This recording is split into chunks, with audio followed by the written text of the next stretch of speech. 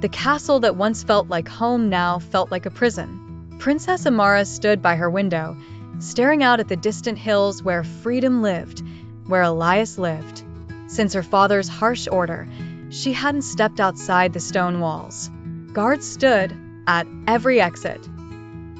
Her days were filled with silence, her nights with dreams of wildflowers and wheat fields. But even in isolation, Amara's spirit refused to break. In the garden behind the palace, hidden by tall hedges and old stone walls, there was a place she once called her sanctuary. A secret garden she had loved as a child. Overgrown and forgotten, it had become her quiet place again. No guards watched there. No ears listened. It was hers.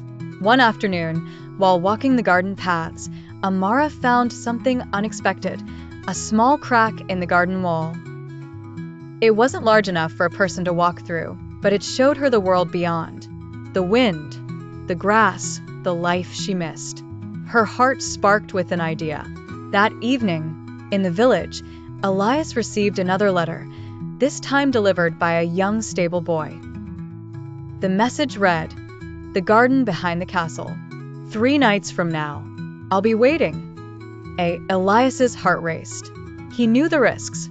The king would never allow this. But love, once awakened, doesn't vanish, it grows.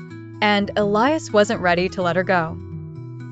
On the 3rd night, under a blanket of stars, Elias crept through the forest and made his way toward the castle garden. The old wall was hidden behind vines and moss, but the crack was there.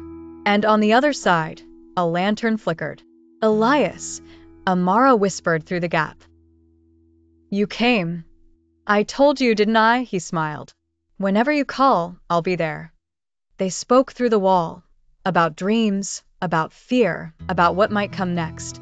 "I can't stay locked here forever," she said, "but I can't escape alone." Elias nodded. "Then you won't have to."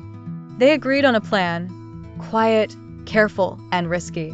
Elias would gather help from the village, friends he trusted, those loyal to the old ways of freedom and kindness.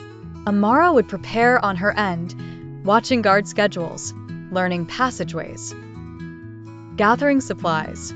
What they were planning wasn't just rebellion, it was hope. But even as they plotted, danger stirred inside the castle. One of the queen's handmaids had overheard Amara humming in the garden, humming a tune not sung inside the palace walls. A tune of the fields and forests. Suspicion grew. And while Amara returned to her chambers that night with hope in her heart, the shadows in the castle were moving faster than she could see. The road ahead was growing darker, but the light between the farmer and the princess still burned bright,